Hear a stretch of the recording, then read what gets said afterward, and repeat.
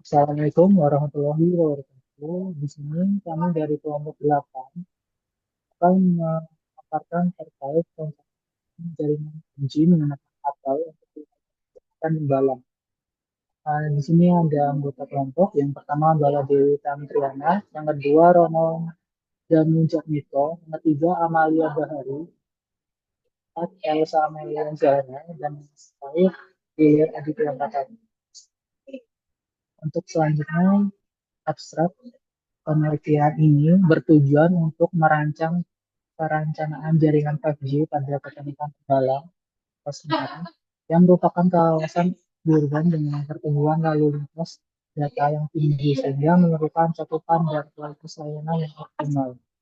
Metode yang digunakan adalah pendekatan constraint planning berbasis pemodelan probabilitasi menggunakan 2GPP PR38,900 pada skenario urban atau dengan kondisi line of sight atau disebut dengan LOS. Lalu perhitungan mencakup link budget, revenue, sales, cakupan area, serta penentuan jumlah site GNOB berdasarkan luas wilayah. Next.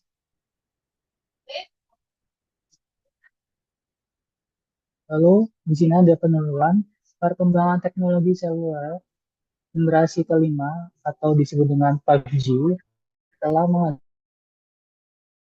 cara jaringan telekomunikasi dirancang dengan optimal dibandingkan generasi sebelumnya.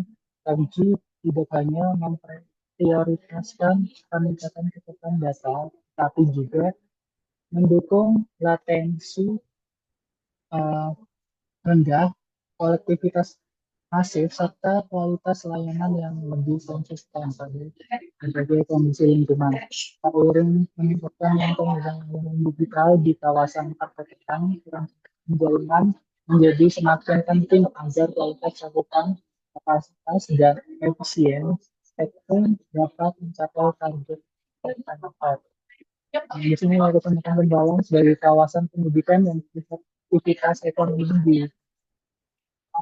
yang mengalami pertumbuhan trafik data yang tinggi sehingga ekonomi di Kota Semarang ini merupakan wilayah yang mengalami pertumbuhan trafik data yang tinggi sehingga 9% jaringan 5G yang terukur dan akurasi sesuai karakteristik geografis serta kepadatan pengguna. Baik.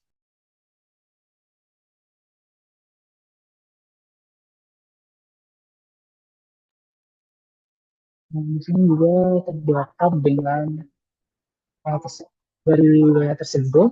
Berdasarkan kesenjangan tersebut, konten ini bertujuan untuk menyusun perancangan jaringan 5G di Kecamatan Tembalang menggunakan perangkat atol dengan mengintegrasikan parameter teknis tersebut serta data geografis aktual. Tujuannya, konten ini mencakup pemodelan evaluasi kualitas koneksi pada berbagai titik pengguna, serta identifikasi area yang membutuhkan penambahan site atau optimasi konfigurasi. Next.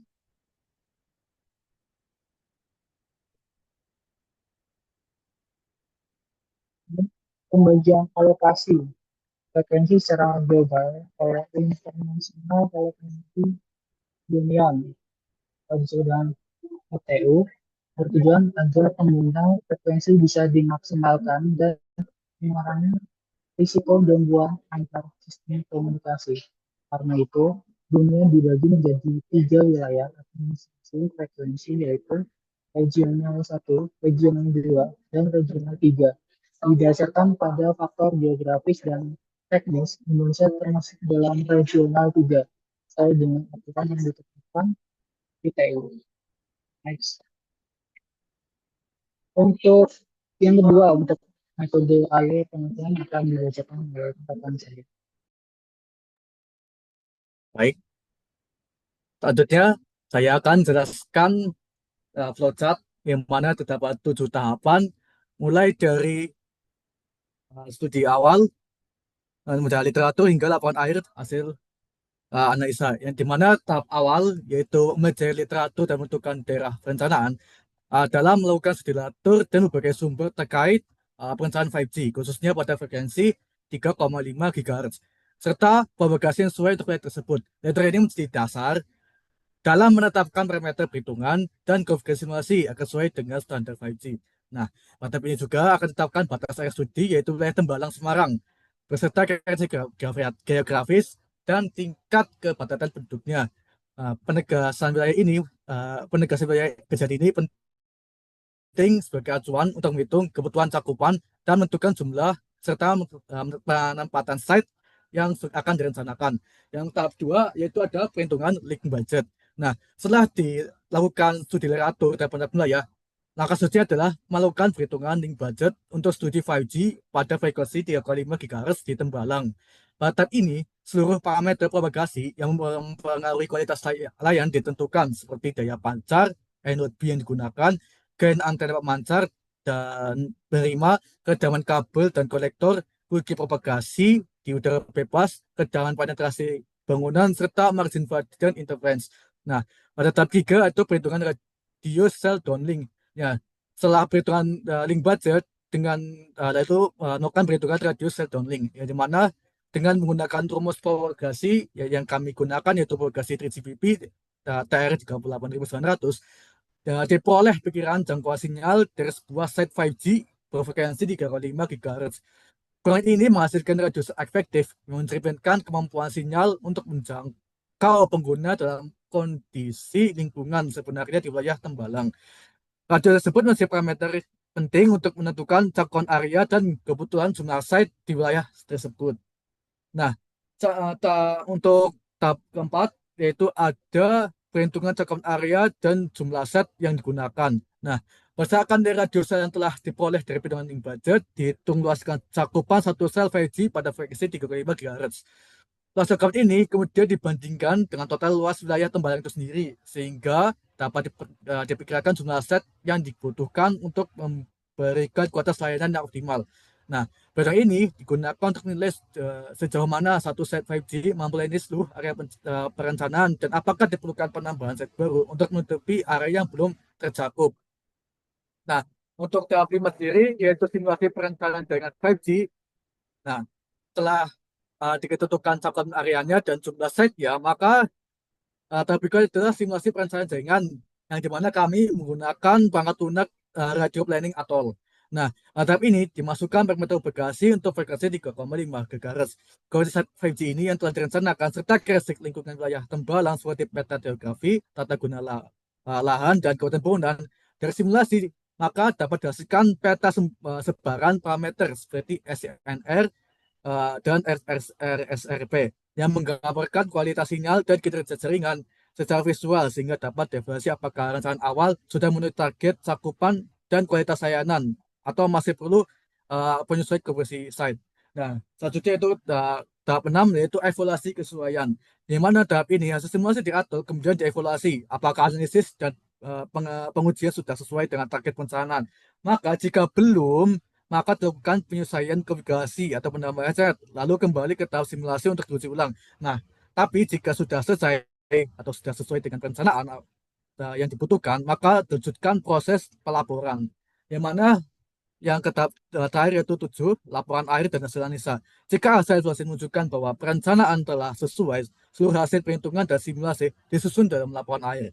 Laporan akhir meliputi pendahuluan, metode, pengamatan hasil dan pembahasan serta kesimpulan. Laporan ini menjadi dokumen akhir yang memastikan hasil analisis dan rekomendasi investasi 5G di wilayah Tembalang. Mungkin itu untuk penjelasan di flowchart. Untuk selanjutnya bisa dilanjutkan dengan rekan saya. Baik, pada bagian ini saya akan memaparkan terkait metode link budget yang digunakan dalam penelitian.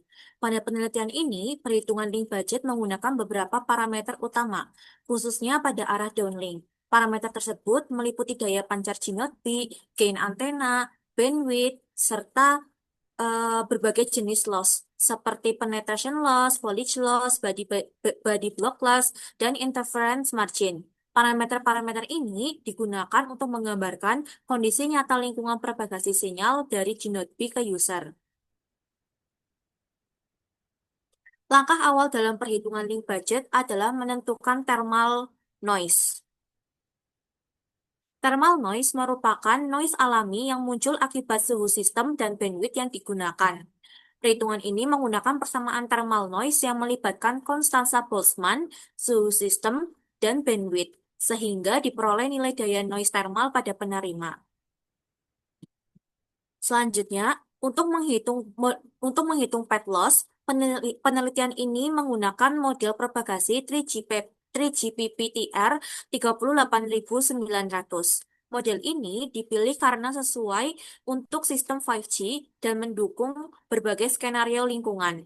Pada penelitian kami, skenario yang digunakan adalah urban makro dengan kondisi line of sight yang mempresentasikan area perkotaan dengan jarak pandang langsung antara pemancar dan penerima. Perhitungan path loss dilakukan mengetahui besarnya rugi-rugi sinyal akibat jarak, frekuensi, serta perbedaan ketinggian antena antara G-Node B dan user. Hasil perhitungan path loss ini digunakan untuk menentukan jarak propagasi maksimum yang masih memenuhi syarat kualitas sinyal. Selanjutnya, berdasarkan hasil perhitungan propagasi, selanjutnya ditentukan sel radius dua dimensi atau 2D. Nilai ini digunakan untuk menghitung luas cakupan satu G-Node B. Coverage area menggambarkan seberapa luas area yang dapat dilayani oleh satu G-Node B pada kondisi line of sight. Untuk mengetahui jumlah site yang dibutuhkan, dilakukan perbandingan antara luas area penelitian dengan luas cakupan satu G-Node B. Dari perhitungan ini diperoleh jumlah G-Node B minimum yang diperlukan agar seluruh area penelitian dapat tercakup dengan baik. Selanjutnya, pada parameter pengujian, terdapat dua parameter pengujian. Yang pertama adalah Reference Signal Receive Power atau RSRP, yang dimana menunjukkan kuat sinyal referensi yang diterima oleh user dari G-Node B. Nilai RSRP sendiri digunakan untuk mengevaluasi kualitas cakupan jaringan, di mana nilai yang mendekati 0 menunjukkan kualitas sinyal semakin baik. Sedangkan nilai yang semakin negatif menunjukkan kualitas sinyal yang menurun. Klasifikasi RSRP ini dibagi menjadi sangat baik, baik, cukup, rendah, dan sangat rendah. Kemudian, untuk parameter pengujian selanjutnya adalah Signal to Inference plus Noise Ratio atau SINR. SINR sendiri menunjukkan perbandingan antara daya sinyal yang diterima dengan total interferensi dan noise. Parameter ini sangat penting karena mencerminkan kualitas komunikasi data yang diterima oleh user. Semakin tinggi nilai SINR, maka kualitas jaringan juga semakin baik. Klasifikasi SINR ini juga dibagi menjadi sangat baik, baik, cukup, rendah, dan sangat rendah.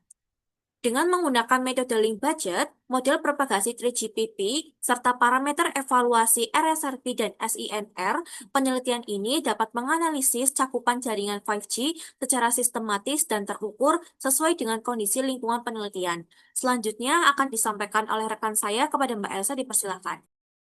Baik, untuk selanjutnya merupakan hasil yang pertama, hasil dari perhitungan link budget. Untuk Termanos didapatkan hasil 153,93 dBm, kemudian dapat dihitung jumlah subcarriernya sekitar 3.276, kemudian menghitung nilai D3D dan didapatkan nilai 561,04 meter. Kemudian setelah didapatkan nilai perhitungan D3D, kami menghitung juga untuk nilai D2D-nya didapatkan nilai 564,5. Dan kemudian untuk selanjutnya dihitung nilai CA-nya dan didapatkan hasil 82851,65 meter kubik. Kemudian untuk langkah terakhirnya, kami menghitung untuk total site yang diperlukan untuk coverage planning di Tembalang ini, didapatkanlah hasil 47,63 yang selanjutnya kami bulatkan sehingga menjadi 48 site. Kemudian berikut merupakan hasil simulasi. Untuk simulasinya menggunakan skenario downlink O2O loss yang dimana terdapat dua hasil, yaitu hasil SSRP. Berikut merupakan untuk gambar dari downing SSRP dan juga histogramnya. Untuk hasilnya, untuk hasil simulasinya, untuk nilai SSR-SRP-nya didapatkan nilai sekitar minus 64,14 dBm dengan standar deviasinya di 5,2 dB yang berdasarkan klasifikasi parameter SSRP yang telah disampaikan sebelumnya termasuk ke dalam kategori yang sangat baik dikarenakan nilainya lebih tinggi dari minus 70 dBm. Selanjutnya berikut merupakan gambar hasil dari SSSINR dan juga histogram dari SSSINR-nya. Dari hasil pengukuran SSSINR menunjukkan nilai rata-ratanya sebesar 3,24 dB dengan standar deviasi di 4,7 dB yang berdasarkan klasifikasi parameter SINR di atas termasuk dalam kategori yang cukup. Untuk selanjutnya akan disampaikan oleh rekan saya. Oke, baik. Selanjutnya untuk bagian kesimpulan, dengan menggunakan perangkat atol untuk memodelkan cakupan sinyal dan kualitas layanan berdasarkan parameter teknis 5G NR terbaru mendapatkan hasil sangat baik, tercermin dari nilai rata-rata SSS RSRP sebesar minus 64,14 dBm yang kuat dan merata di seluruh wilayah serta nilai SSSINR rata-rata 3,24 dB yang berada dalam kategori cukup. Keberadaan 48 site yang tersebar merata menjadi faktor utama dalam menjaga kestabilan cakupan dan memperkecil potensi area black spot, sehingga jaringan mampu mendukung kebutuhan layanan 5G, terutama untuk skenario EMBB pada lingkungan urban dan kepadatan penduduk tinggi. Meskipun beberapa titik mengalami penurunan nilai SINR akibat interferensi antar site, kondisi tersebut tidak memberikan dampak signifikan terhadap performa jaringan secara keseluruhan. Penelitian ini menegaskan bahwa pemanfaatan atol pada wilayah semi-urban seperti Tambalang mampu menghasilkan desain jaringan yang akurat, adaptif, serta sesuai kondisi geografis aktual. Sebagai tindak lanjut, optimalisasi lanjutan seperti penyesuaian antar tilt, pengelolaan interferensi, serta pengaturan parameter teknis lainnya direkomendasikan untuk menjaga konsistensi kualitas sinyal dan meningkatkan performa jaringan di masa mendatang. Sekian presentasi dari kelompok kami. Kurang lebihnya mohon maaf. Wassalamualaikum warahmatullahi wabarakatuh.